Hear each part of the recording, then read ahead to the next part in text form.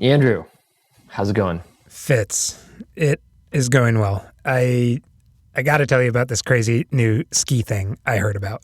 Okay. Tell me about it. What do you got? Okay. It's a race. Actually, it is not a race. The organizers are adamant this is not a race. It is an event. Okay, an event. Sidebar.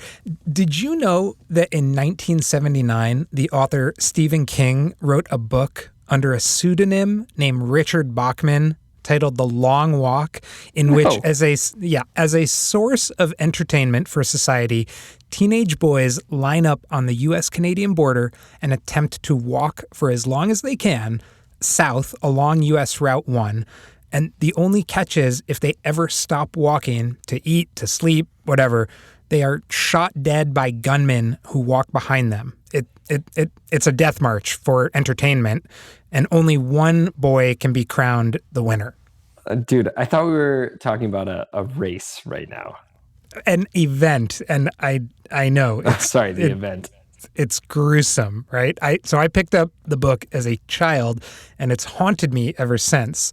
And in the book, the winner of the race is showered with money and accolades and whatever prizes they can dream up. So there is an incentive for the participants. They're considered a hero throughout the nation for the rest of their life. I'm so curious how we're tying this back in. Just go on. Okay. We've got a race or an event. And you've got a Stephen King book about a bunch of people who cannot stop walking. Yes. Okay. Last skier standing. I love it. All right. It is also in New England. It is also an endurance event. And no guns, though. That's good. That's a positive. Yeah, it's simple. 1,100 vertical feet over the course of a mile at a mom and pop ski resort.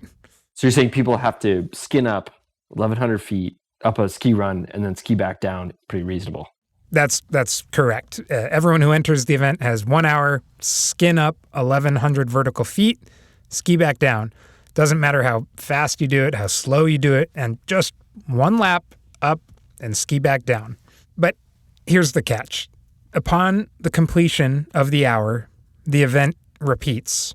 And everyone, once again, for a second time, has 1 hour to skin up 1,100 vertical feet and ski back down. Like Groundhog Day, forever. It repeats again and again and again and again. Until there's only... Yeah, one skier left. Gotcha. Pretty literal. Okay. And then once everyone drops out, the last skier standing must do one final lap to be named the last skier standing. And if they don't, if their final two contestants try to compromise and quit as a duo, or if the final person collapses on their way up on their last lap, or if they fail to do it in an hour, then everyone is listed as a did not finish. You know, it's amazing what we figure out how to entertain ourselves as a species. It's grim and great. Who signs up for something like this? Two people out of the 100 or so entrants specifically come to mind as an example.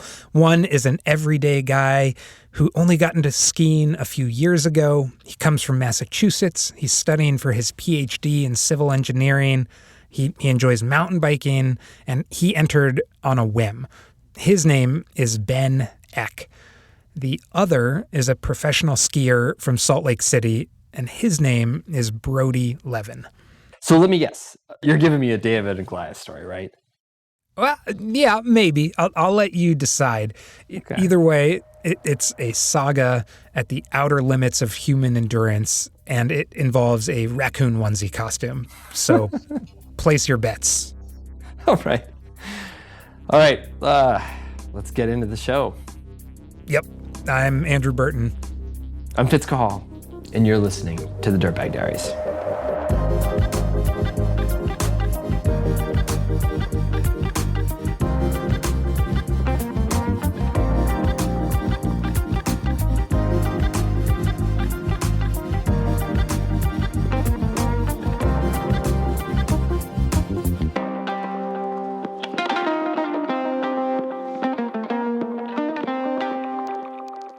So this event is only a few years old. The race organizers are these diehard East Coast skiers, Andrew Drummond and Monty McIndoe. Here's Drummond briefly.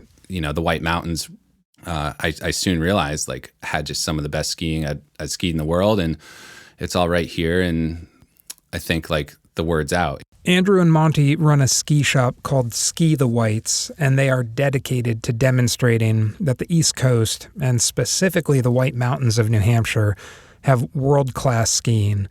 They got the idea for Last Skier Standing from the Backyard Ultra, which is a similarly formatted event, but for endurance running, and it's usually held in someone's backyard.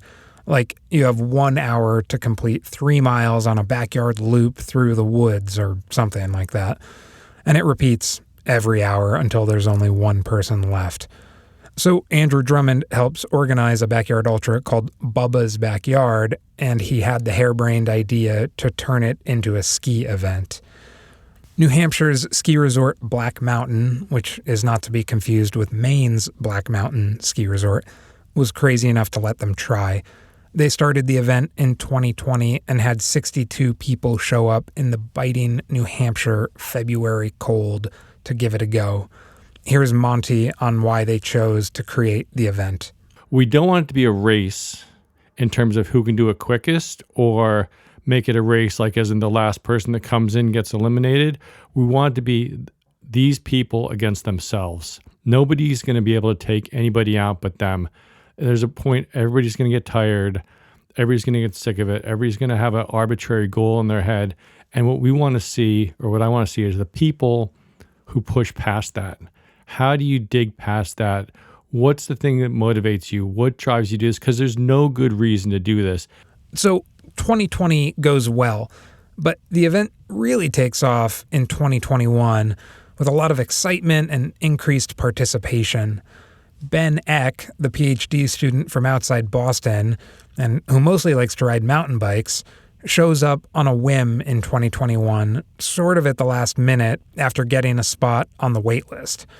And he competed in a raccoon onesie for half the damn race. Alongside Ben are all these total New England characters who show up.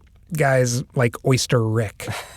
Dare I ask who Oyster Rick is? Oyster Rick, he won the first ever Last Skier Standing in 2020. And why is he named Oyster Rick? Because every year he shows up with a bucket of oysters, and every few laps he shucks a few, pops them back, and keeps charging uphill. Are oysters a secret superfood, or is it a flex on other skiers? You can decide for yourself. I love New England. It's amazing. Anyway, Ben Eck, who is a telemark skier who competed with broken gear, I might add, ends up winning Last Skier Standing in 2021. He has a reputation as a silent crusher in the community. He's a really nice, mild-mannered guy with deeper reserves than anyone else on the hill. And he was eager to sign up again for 2022, complete with his raccoon onesie. But going into 2022, enters professional skier Brody Leven. And before you get some image of a Herculean man-god skier, here is how Brody describes himself. I love sleeping, dude. I sleep 9, 10, sometimes 11 hours a day. I am not a morning person at all, as hard as I have tried. I don't do dawn patrols. I don't do alpine starts. Luckily, I ski for a living, so I frequently start skiing at 1 or 2 o'clock because I don't have to get back for 9 a.m. work. And I certainly do not specialize in anything remotely resembling Last Skier Standing. Before this event, I had never used ski mountaineering racing skis, rando skis. I had never done a rando race. I had never done a quick rando transition. And I also really, really like sleep a lot. And why, might you ask, would Brody ever sign up for an event like this?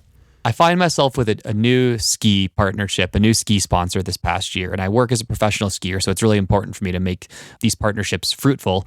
And they call me and they invite me to this event, Last Skier Standing, and it's happening next week. And at this point, I've never heard of it. I am really down to do whatever they ask me because I want to appease them. And they're like, yeah, you want to come to this event next week? I'm like, sure, I've never done anything like that, but I'm happy to learn more about it and give it a shot. They purchased this flight and they're like, okay, you're going to fly in the evening before the event. That's Friday evening. And you're going to fly out Wednesday morning. And I'm like, when's the event? Because at this point, I literally didn't even know when the event was. And they said, oh, the event is on Saturday. And I go, well, then why am I flying in on Friday and out on Wednesday? And they're like, well, the event starts on Saturday. And I got like this knot in my stomach. And I'm like, oh my gosh, this sounds terrible. And yet, Brody gets on a plane and flies to Boston.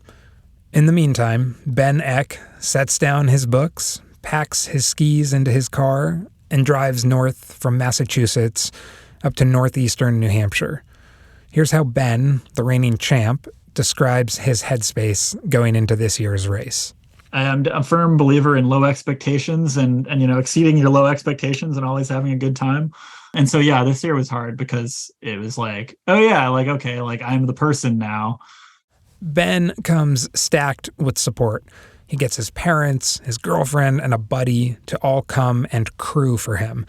Meanwhile, here's how Brody is feeling. I stayed in a hotel in North Conway with my Fisher team manager, who would be the one crewing me as well, Christian, who I had never met before until he picked me up from the airport and then drove me like 5 hours to North Conway the night before. We show up Saturday morning, and one of the coolest things about Last Skier Standing is that it's like the epitome of this extremely welcoming New England ski scene. The New England ski, backcountry ski, endurance, trail running community is like the tightest knit community that I've ever seen in the outdoor industry. Hard stop. I get there and everyone knows each other and I'm clearly the outsider. I think I'm one of the only people not from out of state, but from out of New England. And although I'm the outsider, everyone just welcomes me. So I take a little corner of these giant wedding tents they have set up, 20 by 30 foot wedding tents or something like that have walls on them but no floor. And I kind of set up a little camp chair there and I have my duffel bags with my snacks and my different ski boot liners and my gloves and my different layers and just kind of make myself a little base camp. And beyond his team manager crewing for him, a fellow Fisher athlete he had never met, Tori, would also be showing up to help him out.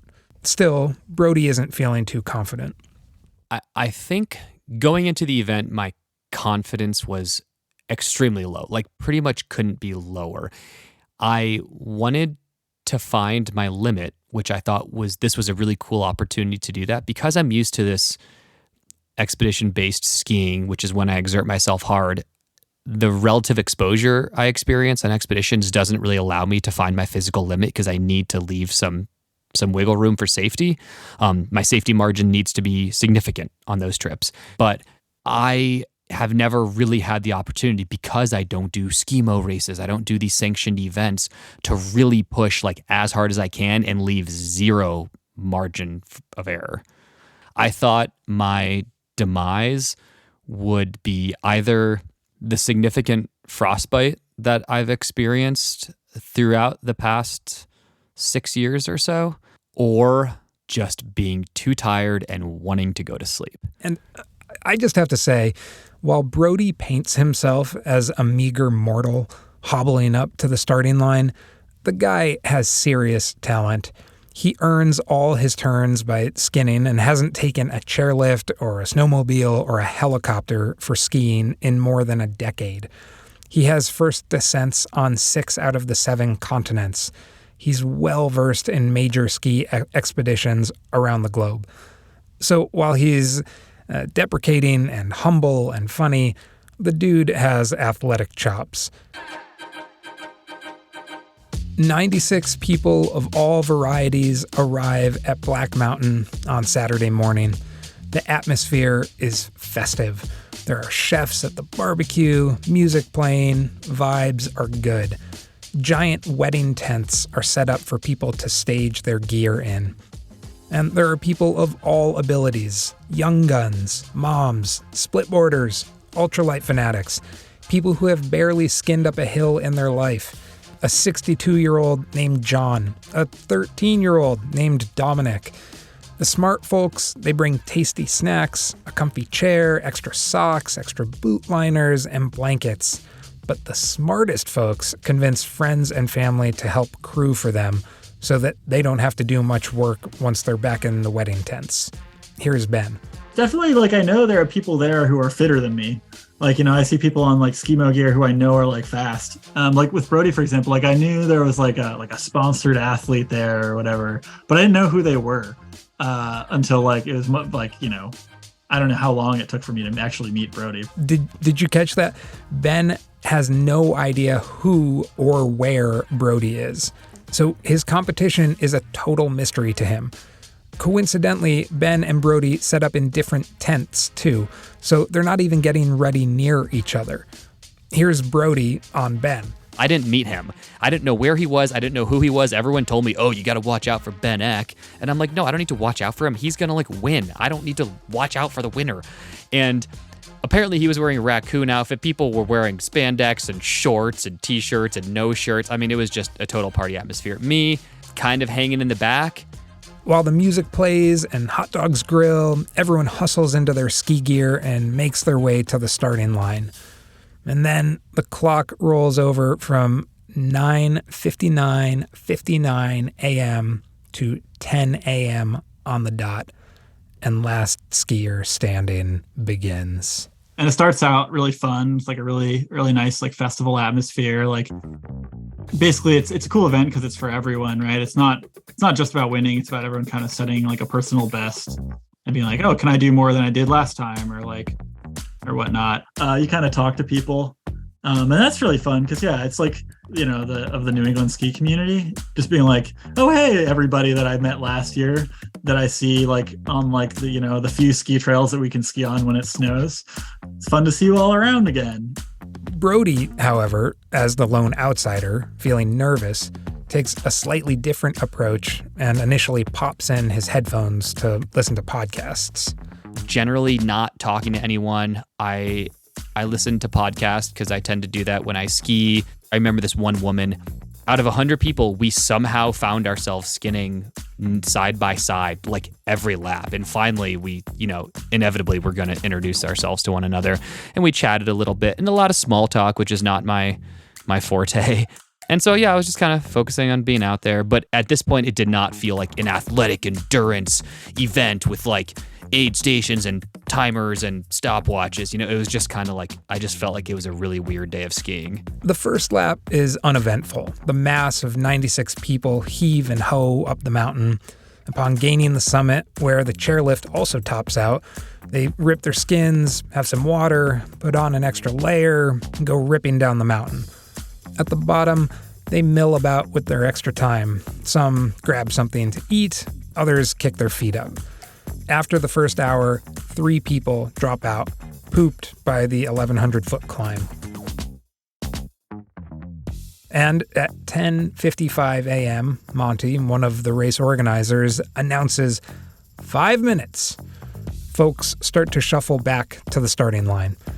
At 10:59, the clock rolls over to 11 a.m., and the herd of people head back out for lap number 2. Slowly but surely, the hours roll by. 2 hours, 2,200 feet. 3 hours, 3,300 total feet. 4 hours. Ben has one new strategy to pass the 45-odd minutes on the way up the hill. I actually like to call people. While Ben happily catches up with old friends and family, Brody is still figuring his shit out.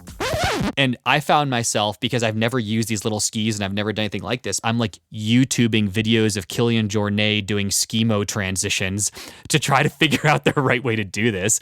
And so I'm like tearing my skins off from the front and doing this thing where you kind of fold them. I love this. This is like a race for people who don't race so good. Yeah, and Ben and Brody both fall into their rhythms. It's hypnotic uphill for 40 or 50 minutes, rip the skins, quick ski back down, pull into the tent, sit, blanket over shoulders, eat a few bites, drink something warm, change socks, make some small talk while trying to rest, In the meantime, their crews are getting them ready for the next lap. They put skins on skis, replace soggy boot liners, make sure Ben and Brody are eating and drinking and resting. The entire goal is to make them think as little as possible and then get up and do it again. And there's a camaraderie in the air.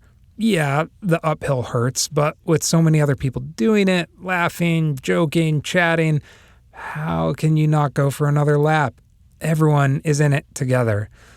Some people take the slow and steady approach, but give themselves limited time in the tent after their lap, while others zoom up the hill and give themselves plenty of time to chill out at the bottom. I think what gets harder is just like the time interval between laps starts to feel really short. Andrew and Monty, they have this big analog timing clock that makes this like really loud, like, chunking sound as the numbers flip. And it's just like, I love and I hate that clock. Like, it's so symbolic, but like it gets in your head, and you can hear it going and you're like, man, I have like things to do. And this is the time that I don't have to ski. So it feels kind of rushed, honestly, to get back out on the skis. But the support people, they kind of take over the role of your brain and they're like, okay, Ben, we're going. Like Avery kind of referred to it as like, getting wheeled out for like a car race, like wheel out the F1 cars and like put them on. That's like me, just like getting like put on the ski boots, like put on the skis and like get like pushed out to the start line and then, like go, and so like it wasn't hard in the sense that like, there's someone just kind of doing the motivation for you. Here's Brody on the rhythm he found. I started really, really slow. I just kind of assumed if I would go too fast, I'd tire myself out. I would rather take the slow and steady approach that would give me less time to rest. But after a few laps of that, of coming in like almost dead last, I realized it was just not sustainable for me. I got the zoomies and I'm like, I would rather go faster. Even if it means me quitting earlier, I just can't skin this slowly. I started these laps that were 39 minutes every hour through the rest of the event. At some point, someone was like, we could set our watches to the consistency of your laps. Naturally, as the day progresses, people start to get tired. Maybe they get a blister. Maybe their legs poop out on them, and they call it quits. But this is when Monty, one of the race organizers, really begins to shine because he is extraordinarily good at getting people to go out for another lap. Like, someone might be 5 hours into the event and they're ready to call it quits. And Monty will come sit down next to them and give them a little pep talk. He'll say something like, that last lap wasn't so bad. Come on, one more lap won't kill you. Take your time. Look at all the others. Go at your own pace. You're just putting one foot in front of the other, and then you get to go skiing. Their body's telling them to stop. They go, well, I did X, Y, Z. And what we want to have is that next goal. So you're like, don't stop now. If you keep on going, we want to be the carnival barkers who make you go longer than you want to. And he has this whole pyramid scheme style of goals to help people keep going until they're in so deep they probably can't see straight. For instance, the event starts at 10 a.m. So what's a reasonable first goal? Monty might say, just make it till sunset. It's February in New Hampshire, so the sun sets around 5 p.m. Just make it 7 laps, 7,700 vertical feet climbed and skied. And mind you, the ski resort is running. Chairs are spinning, crowds are cheering. How can someone not take Monty's advice and go back out for one last lap? But then you might get back down after the sunset lap, and Monty will say, gosh, I bet you could make it to double digits, 10 hours. It's only 3 more laps. And it would be 11,000 vertical feet. So they start to get sucked into that. But shortly after the sun sets, the course starts to freeze over. The ski down was a little interesting because, it's New England. It's hard to count on the snow conditions. So there's like pretty thin cover the way we were going down. And Andrew, who was running the race, had to keep like shoveling snow on it to like conceal the snowmaking pipes and the rocks that get kind of spicy once it gets skied off during the day and you're like tired and skiing at night. Like at night skiing down, there's always sparks flying around. Like you just kind of know. And like eventually you like sort of figure out where they are and you like mostly avoid them, but you mostly just hope for the best and just like accept that your skis are going to get absolutely wrecked.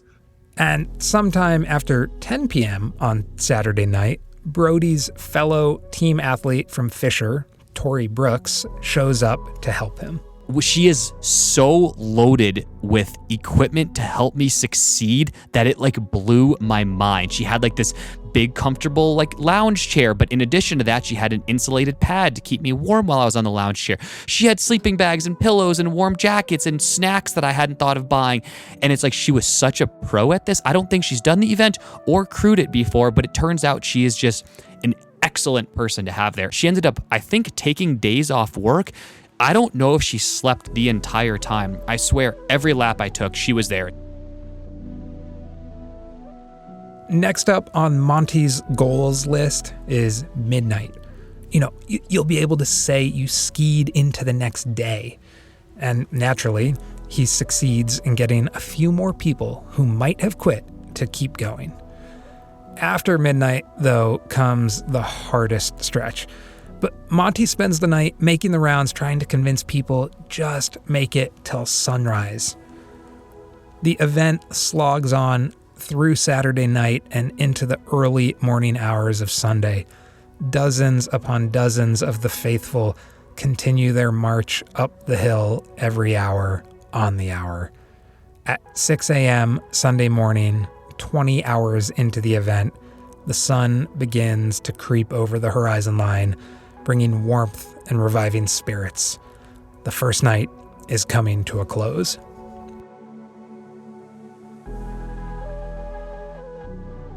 I think there's like some like biological thing that happens. Like when it starts to get light, your body just feels better doing outdoor activities. And then you like see the groomer coming up the hill and you're like, oh, thank God. The skiing is going to go from like chopped up frozen death cookies to at least like uniform corduroy, something that's like a little bit more skiable. After the break, we do some more 1,100-foot laps.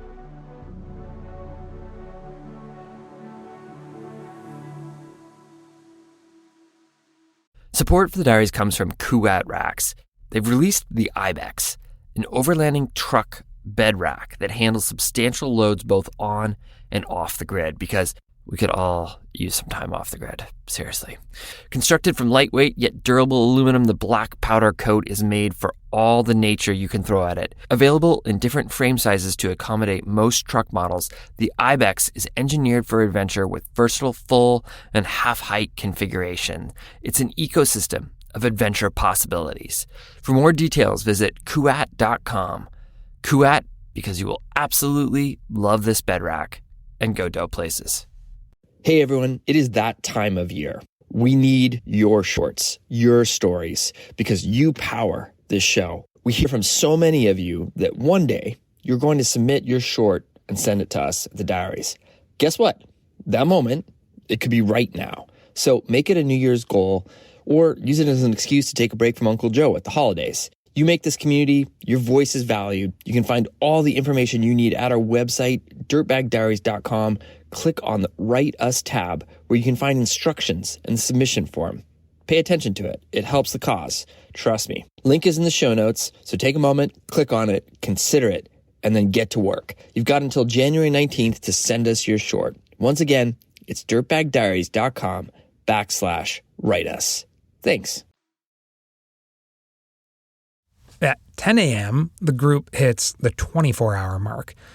Participants have now climbed 26,400 vertical feet. Running on a healthy dose of revisionist memory from the previous year, Ben says he doesn't think the first 24 hours would be that hard. Yeah, I mean, I was expecting it to be easy because I was like, it's just kind of the warm up to like the race doesn't start until 24 hours. And it was actually harder than I thought. I think part of it was having that expectation that it'd be easy. And then when it wasn't, I was like, oh God, like if this isn't easy, like think about hour, like 30 or whatever, like that's going to be crazy. Brody, meanwhile, was feeling... I mean, no part of me expected to be able to make it through the first 24 hours. Everyone's like, oh yeah, we get through the first 24 hours, then things will start to get hard. And in my mind, I'm like, 24, like no chance am I going to stay up through the night. Did I mention I love sleeping? And I'm like, what is wrong with these people? Why are they still like everyone is still going. We were like 30,000 feet into the event. I've never skied that much. And I'm like, I guess we just keep going now. Brody's memory here may be slightly skewed. Race records show that, in fact, not everyone was still out skiing, but that by the time the skiers hit 24 hours, about 80% of participants had dropped out, leaving 19 men and 1 woman still skinning uphill. At the 24-hour mark, knowing that the race is really only just beginning, Ben strips off his raccoon onesie for warmer, more proper ski attire. So there's all kinds of people of like all different ability levels for the first 24 hours or so. And then after about 24 hours, a lot of people have gone home, and it's usually Sunday afternoon by this point. You know, the crowds have left, and it's like you and maybe like 10 people. A few hours later, people begin to Everest, having climbed and skied more than the height of the tallest mountain in the world at 29,032 feet. The event is kicking in, and the hallucinations and effects of sleep deprivation are also beginning to set in. Yeah, I mean, I'm pretty sure the hallucinations started pretty quickly after 24 hours. And at some point, I really started seeing stuff. And it only got more and more vivid. And so I'd be skinning up, like maybe making small talk or just kind of like moaning next to someone, you know? And I'd be like, you see that? That's a tiny white Mazda Miata pulling a little tiny motorboat. I saw it so vividly. I saw the back of 3 Amish women levitating. And they were just like a few inches off the ground, just like holding Bibles or something like that, facing away from me.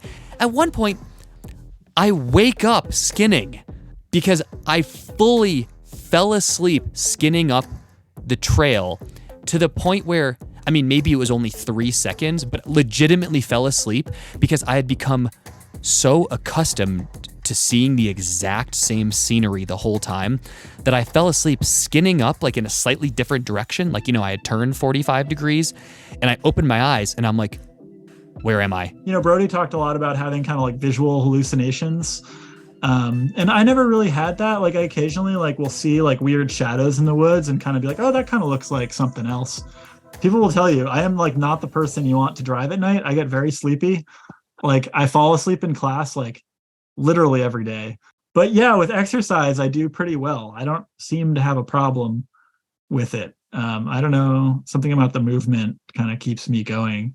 Yeah, I don't know. I never quite had it that intensely. The race marches through Sunday, crossing the 30-hour threshold, in which participants have skinned and skied more than 33,000 vertical feet. At hour 31, the sun begins to set, and night 2 descends on the group. 32 hours, 33 hours, 34 hours, 35 hours. Right as everyone else is beginning to crash due to the sun setting, Ben seems to thrive. Like I really like skiing at night. There's something fun about it. Like it feels like you're getting away with something. Like it's not the time you're supposed to be skiing. Just having those clear nights and like looking at the stars and the moon and like kind of the backlit, you know, lodge and the chairs and just like, yeah, the visuals and the ambiance are just like that's kind of the high, and that's kind of what gets me through. It's just like being outside. But if anything is getting Ben down, it's the head game you have to play with yourself around minor setbacks. The lows are really interesting. I mean, it's one of those things, what I've come to realize from it is like the lows are generally like the result of some physical pain or setback or something. And it's kind of weird because like you sort of realize that like the pain is one thing, but what really hurts more is like the psychological pain around it, like kind of like extrapolating from that to like what it means in your head and like assigning meaning to it. So like, you know, you get a blister on your foot at like hour 8 and you're like, oh man, like the blister hurts extra bad because you're like, I have a lot of skiing to do. And like, if my foot feels this bad now, what is it going to feel like later? For the most part though, Ben seems more machine than human. Despite all the sleep deprivation, despite all the vertical, despite all the scratchy, icy skiing, despite the frozen food, Ben and the others just keep going. I think part of it is there's just like no reason to stop. I was like, oh, I don't have to go to work. Like, I'm still here, like, what can we do? It's one lap at a time, and each lap is like only 45 minutes. Like, 45 minutes is not that long. Like, I can suffer through anything for 45 minutes. Type 2 fun, right? You go do something and you're like, that sucked. I never want to do that again. And then like a week later, you're like, that was sick. Like, let's do it again. It's like that, but like every 45 and 15 minutes, you're like, I guess I could go ski again. It's like very manageable bite-sized chunks where it never feels like you couldn't do another one. By the time the event reaches hour 38, around 90% of the participants have quit, and only 4 people are left scraping their way up the hill. At this point, blisters are popping and oozing into socks, people's food is freezing into frozen blocks of ice, hallucinations are damn near the norm. One skier walks away from the race simply saying, okay, I don't need to do that anymore. And then, for the first time, Ben and Brody finally meet. Yeah, I don't know how I figured out who he was. We were probably just chatting or something. And then somehow, and I was like, oh, where are you from? Or whatever. And he's like, Salt Lake City. And I was like, oh, okay, you're the guy. Like, yeah, he's a pretty unassuming, pretty casual guy. And he came over to me and he's like, so you're Brody. And I'm like, I assume you're Ben. We've been really close together here for the last like 2 days. It's good to finally meet you. I think just like most people that are exceptional, they tend to be really unassuming and at the same time put off that vibe of like, I'm a monster and I can destroy you. But at the same time, Ben Eck is trudging uphill in like 110 underfoot telly skis that are like held together by volet straps. I'm using like next year's carbon fiber Fisher Skimo gear, which is, stuff I've never even seen before. And Ben is seriously using skis that probably, literally, I bet they weighed 4 times more than mine. And he's just dragging them uphill. Doesn't mind at all, just kind of walking uphill. No complaints at all. But there isn't too much time for them to chat. Brody is consistently skinning and skiing back down at a faster pace than Ben. And since they had staged their gear in different tents, they didn't see too much of each other. But when they could, they did chat. Yeah, we talked some about like what was motivating us for the event. He's like, yeah, I think it's cool that we're like out here like pushing each other and what is possible, right? Because it kind of takes 2, which is I think kind of an interesting, you can't go to this event and like set a PR by yourself. You kind of need another person. And it sounded like his interest sort of lied in, and like kind of seeing how far he could go and that sort of like curiosity. Did that motivation translate to you or resonate with you, or were you out there for a different reason? Yeah, I think, so like my first thing was to get to 36 laps, right? So by the time I even knew who Brody was, like I had already met that goal. And I think at that point I was like, okay, well, I'm here again. And I was maybe feeling a little competitive too. And so I was like, like, it would be cool to win. It'd be cool if this other guy doesn't want to ski anymore. At this point, when it's down to just a few skiers, people start having to leave the race not out of sheer exhaustion, but because real life starts to get in the way. One guy goes home because he realizes it's his wife's birthday. Another guy has to take his kids to school on Monday morning. One participant has their entire crew leave them, and all their food freezes, and so they just give up for lack of assistance. Others head to work. At 41 hours, the race drops down to 3 people, Brody, Ben, and Rich Connell. The 3 of them go at it together for hours 42, 43, 44, 45, 46, 47, 48. It's now 10 a.m. on Monday morning, and they have climbed a jaw-dropping 52,800 vertical feet. Finally, I don't know, maybe this is 48 hours in or something like that. I ski into the tent, except where my chair was before, there's just a closed cell foam sleeping pad and a sleeping bag on the ground. And I'm like, what's going on? And Tori just goes, sleep. And I'm like, what about eating and drinking? She's like, you'll eat and drink next lap. You need to sleep. And at this point, I would have trusted her with anything. I was like, deal. And I crawl into the sleeping bag. and I, pull it up over my head. I'm in these disgusting clothes, wearing my ski boots in this like fancy 0-degree sleeping bag. Who knows where this came from? That's just like how this event went for me because I had so much support. I'm laying in there just on my back, just, sleeping mummy bag over my head. And I hear them talking. And 5 minutes later, they say something. And I pipe up from in the sleeping bag. And I just hear like 3 heads like, Brody. And I'm like, what? They're like, why aren't you sleeping? And I'm like, I can't sleep. I don't know. And I don't know, but that was the one effort I gave at sleeping. And after that, I got 6 minutes of sleep, according to them. Brody, Ben, and Rich ski on. Hours 49, 50, 51, 52, 53, 54, 55. It's now sunset going into Monday night. 2 hours after sunset on Monday night, after 57 successful laps and 62,700 vertical feet climbed and skied, Rich calls it quits. And all that is left are Brody and Ben. My confidence when there was only 2 people left went 0 to 100. It was truly 0 when there was 3 people left. I'm like, these 2 people will, this guy named Rich, I think, and Ben, like they will outlast me. 0. Rich bails, and I'm like, I will walk up and down this goddamn mountain until I die, but I will not lose now. Not because it's Ben, but because I absolutely did not dig this deep to lose because I can't do another 1,100 foot lap. The pro skier and the PhD candidate slog on. One thing that happened was that I started to hate him. And that's because, so you have to be at the starting line within, I think it was 10 seconds after go.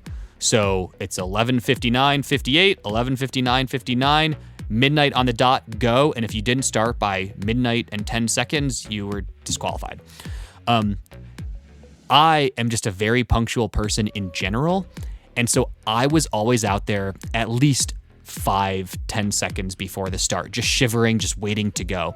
And so when it was only Ben and I left on, day 2 or 2.5, I would look around and I'd be like, oh my gosh, I think this is the lap. I think Ben finally is not going to show up. And they'd be like 3, 2, and I'd hear this shuffling from behind me, and I would turn around, and Ben in his tattered coat and telly skis is rushing to the starting line. 2, 1, go. And I'm like, oh, Ben. And he just kept doing that lap after lap where I was so confident that was the victory lap. And then sure enough, Ben Eck just coming out swinging with 2 headlamps on and a big old smile and usually some food in his hand still. When it gets down to 2 people, the head games really get going. At some point in the middle of Monday night, going into Tuesday, someone walks in my tent and they're like, dude, Ben's feet are all jacked up. And I'm like, sweet. How bad are they? And they're like, they're really bad. And I'm like, awesome. And so it's 2 minutes till the next lap. So I'm pulling my boots on, cringing as I pull my boots on. I'm so miserable. I'm freezing. I'm my butt started to chafe, my butt cheeks on the outer side, away from my body. They were chafing real bad. So I had to find some lube stuff. But anyways, so I get to the starting line. I'm skinning up and it's just me and Ben at this point. And I'm like, so Ben, how are your feet doing? And there's this element of kind of poker face. And he's like, oh, they're not bad. I'm like, really? No blisters or anything? He's like, I mean, a little bit, but I'm just changing my socks. He's like, I don't have any extra liners for my boots. And instantly I'm like, oh my God, I don't know how you're doing this without extra liners. Ben was like, how are your feet doing? And I'm like, fine. Also fine. Totally cool. And so I get down and I tell my crew, I'm like, guys, you totally misled me. Ben's feet are fine. I asked him point blank. And they're like, oh no. And so they kind of sneak into his tent and they get a picture of his feet. Paparazzi surreptitiously taking photos of his feet. And they take it to me and his feet are vivid, purple, blistered, swollen, frostbitten disasters.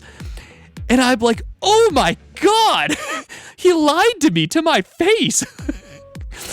And so the next lap, I ask him one more time. I'm like, so your feet are fine? He's like, yeah, I mean, they're a little sore, but they're totally fine. And I'm like, oh, the poker face is real. Hours 58, 59, 60. At hour 61, Ben and Brody tie Ben's previous year record of skiing and skinning for 61 hours and 67,100 vertical feet. They show no signs of slowing. At hour 62, they collectively set a new course record together, and they cross into Tuesday morning. At hour 63, Ben's dad, who has been crewing for him the entire time, gingerly approaches him. He's like, well, yeah, you came here what you came here to do, like you skied your 36 hours, you like skied more than you did last year, like that's an achievement. You've won, like there's a performance you can be proud of, and like quit while you're ahead. In other words, his dad is gently telling him to call it. Let Brody win. Take second place. At the time I was like a little annoyed. I was like, this isn't what I need, like I don't need someone telling me what to do and how to live my life. Especially coming from your parents, of like all people. Ben quickly brushes him off. I kind of pushed him. I was like, no, I got this. Ben heads back out to the starting line, fire in his belly, to meet Brody. Temps are well below zero. The clock rolls over from 59 minutes, 59 seconds into the new hour, and they start skinning up their 64th lap. Here's how Brody was feeling. I'm hallucinating like crazy at this point. Food sounds terrible to me. Drinks sound terrible to me. I've probably been awake for, going on 68, 69 hours. I'm ready for this to be over. But at the same time, I really want to make it to sunrise. Because if I can make it to sunrise, that means the ski resort opens and a bunch of skiers are out there cheering for me and they have cowbells and everyone's excited. And if I make it to sunrise, that means I know I can make it to sunset, and that means we will definitely beat last year's record by a lot. But Ben just looks so strong still. It's like I say my confidence was 100, but at the same time, it was kind of 0 because Ben looks like he won't stop. He looks like he will not stop. I've heard, through the grapevine at this point that he's sleeping in the back of a heated car between laps. And so I'm like, how is he eating? And, well, he's not changing his boots because he just has one soggy pair of telly boots. I don't know what his thing is, but like, it seems like he has this figured out. He has a couple of years of experience doing this. He's got home court advantage, so to speak. I'm hesitant to say my confidence was actually at 100, but I know I will go until I can't go anymore. The two continue skinning up their 64th lap. Unbeknownst to Brody, Ben's dad's words are starting to rattle around in his head. I think that kind of put in my head the idea of stopping. Like, I hadn't really thought about it before then. Like, oh, he is kind of right. I did kind of do what I came here to do. And like, would it be cool to win? Sure. But like, at what cost? I was thinking a lot about like, what if I tear my ACL doing this? I really don't want that. Like, that happens to every skier, when they get tired. I felt like I was skiing pretty poorly at that point, really, just kind of scraping my way down, like not having a good time. And I just thought, like, is that like the kind of person that I want to be? Like the kind of person who just like destroys themselves just to win? Like, that kind of isn't like what I'm after. They both finish the 64th lap and return to their separate tents. They are 3 hours or 3 laps or 3,300 vertical feet from sunrise. They have skinned and skied more than 70,000 vertical feet. The laps all run together, dude. And so this is just like every other lap. I'm sitting in my chair. There's an inflatable mattress, camp mattress on the chair, and I've got my puffy jacket on. I've got a down jacket or a down blanket over my legs, and I'm just staring the 1,000-yard stare just into emptiness while people are kind of talking to me. And so all of a sudden in walks Ben for the first time of the entire event. And at this point, this tent was once so full that I didn't have room to put my 3 duffel bags in this giant wedding tent. And now it's completely empty. It's just muddy. There's maybe some candy wrappers. There was like a propane heater that died literally 2 days ago. And Ben walks in and I'm just kind of like, that's unusual. Hello, Ben. Someone pulls a chair up and he sits right next to me. Luckily, a camera was rolling at the moment Ben walks into Brody's tent. Ben is chewing on a Snickers bar with a genuine smile on his face, as if he just woke up. Yo. Oh. Bud. Do you want a chair? How's it going, Keith? How are you feeling? How much more skiing do you want to do? Oh, I'll keep it. You keep going? The audio is a little difficult to decipher, but Ben asks Brody, how much more skiing do you want to do? And Brody, as nonchalantly as possible, responds, oh, I'll keep going. I don't really do want to do that much more skiing. The skiing itself is... The skiing uphill is actually pretty nice. Yeah. I kind of like that part. The skiing down is I don't really like the skiing downhill Yeah, part. we were just talking about that, actually. It's not good for your knees. So what do you think? Like, at least right now, I don't feel like I've reached the limit of, like, how much I want to go uphill. Yeah. We should ride a chairlift down. Yeah. Uphill race. Yeah, I haven't reached the limit of, like, I can't go uphill, but I don't really want to find the limit of where I can't go downhill. That's fair. If you're having trouble hearing, Ben is basically saying he feels fine on the uphill. He has no trouble continuing to skin up 1,100 feet. But he's worried about the downhill and how icy conditions have gotten, and that his skiing ability is starting to suffer. Brody, meanwhile, cracks a joke that they should take the chairlift down after every lap and only tackle the uphill together. I still feel comfortable skiing downhill, personally. Just different risk tolerance or whatever. Yeah. Well, you're also a better skier. Yeah, I guess it's just how much more of that down. I mean, not to put words in your mouth, but it's just like how much more of that downhill you want then. Like, if it's just no more. Right. And that's that. Yeah. Well, Yeah. I don't want to like influence you at all. No, yeah. I want you to like push however you're comfortable. It's like just an honor doing it with you. Yeah, for sure, dude. It really is. What do your parents think? I mean, you know what my parents think. They'll think they'll support you no matter what you do. Yeah, Just don't disappoint them. exactly. Do you have knee problems, or is that just kind of like something that crosses your mind? No, I just like I like them the way that they work now. Yeah, amen. Yeah. It's like, no, I don't have Pretty knee good. problems. That's why Exactly. I'm... Yeah, totally. Yeah. They're good the way they are. Mm-hmm. Yeah, I mean, it seems like you can kind of go uphill all night, basically. Yeah, I mean, I just won't stop. Yeah. Yeah, I'll call it, man. I don't need to do that anymore. You sure? Oh, yeah. Yeah. Yeah, dude. Good job, dude. Yeah, you too. Really good job. And just like that, Ben throws in the towel. But the event organizer, Monty, ever the stickler for the format, immediately chimes in. You still need to do a lap. Don't throw at me with a good time. Yeah. And Brody takes his one last lap. It's 3 a.m. Brody and race organizer Andrew Drummond go out to take his victory lap. Drummond takes down the course flags while they skin up, and the process of cleaning up the course takes so long that Brody barely makes it in time for the hour cutoff. In more than 60 laps, it is the first time Brody slows down his 40-minute lap.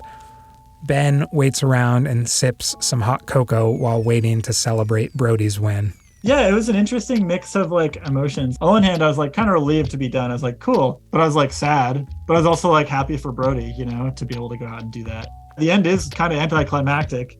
There's like sort of no one there, you know, like everyone's gone home.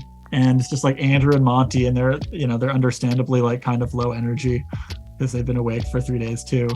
And so, yeah, you know, maybe Andrew does a quick post-race photo and interview, and, you know, you give each other a hug, and then you head home. I cruise in, and it's completely cleaned up. Everyone is so ready to get, the lights are turned off. They're like, well, we're going home. Ben's there. He's super gracious. We give each other a big hug. I bet within like 6 minutes, I was in the car back to the hotel. It was like it wrapped up very quickly. And I'm kind of like, do you guys want to like say bye? Because I got a flight in 8 hours, and everyone's just gone. I'm just looking around at this empty ski resort, and I'm like, I guess I'll go back to the hotel now. 8 hours later, Brody is on his flight back to Utah, newly minted last skier standing championship in hand.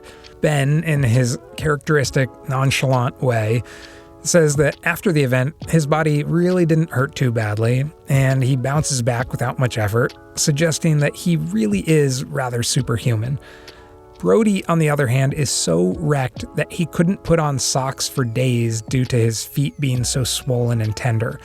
In the months afterwards, he has 6 toenails fall off. He says he is so drained by the event, it took away some of the joys of skiing for the rest of the ski year for him. Brody also mentions a sort of sadness around winning the event because, as he stated, his number one goal the whole time was to find his limit. But by winning and outlasting everyone else, he became the only contestant to not find his limit. Could he have gone for another 10, 12, 15, 24 hours? The organizers won't allow it. So Brody didn't get to find out the one question he hoped to get an answer for. How long, how far, how tall could he go? I feel like that is a question I can leave unanswered. What a story.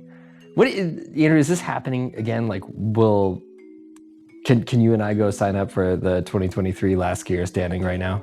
Oh, yeah. Yeah. Mark your calendars. It's a few weeks away. February 10th, 150 slots.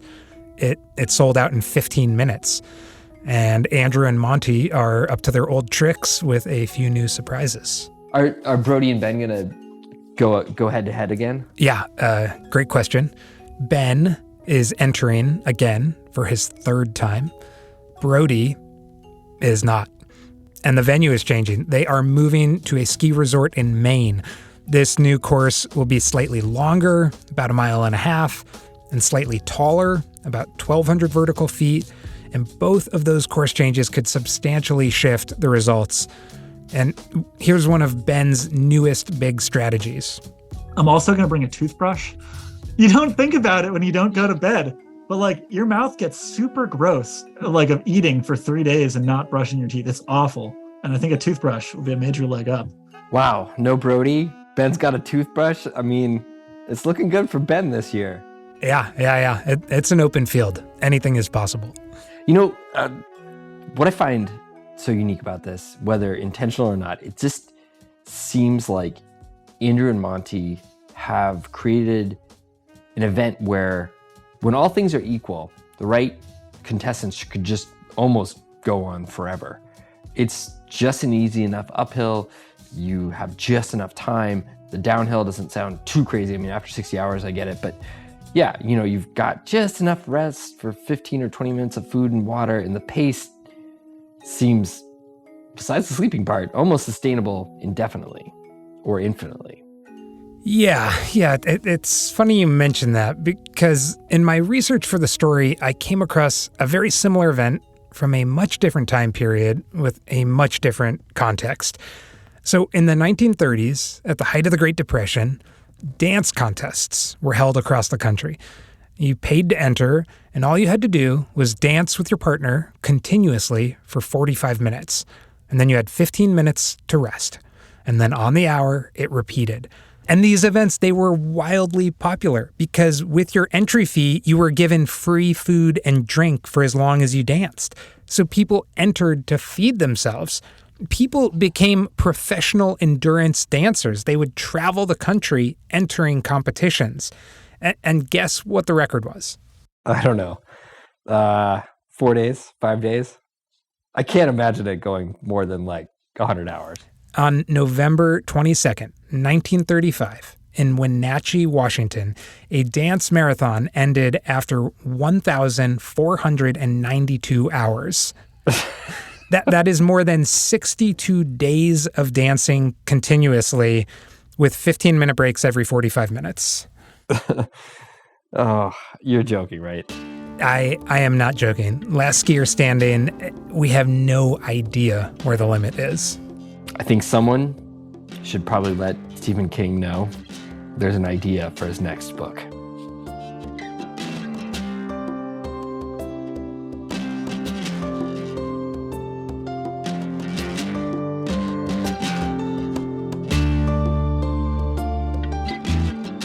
Thanks Ben, Brody, Andrew, and Monty for sharing your stories. Music today by Jupiter, Francois, and Jay Brodsky. Wits, Amori Sounds, Empress, Coda Lab, Spatial Relations, Torin Petto, Brandon Lee Sillery, and Brendan O'Connell. Tracks are courtesy of the artists or Track Club.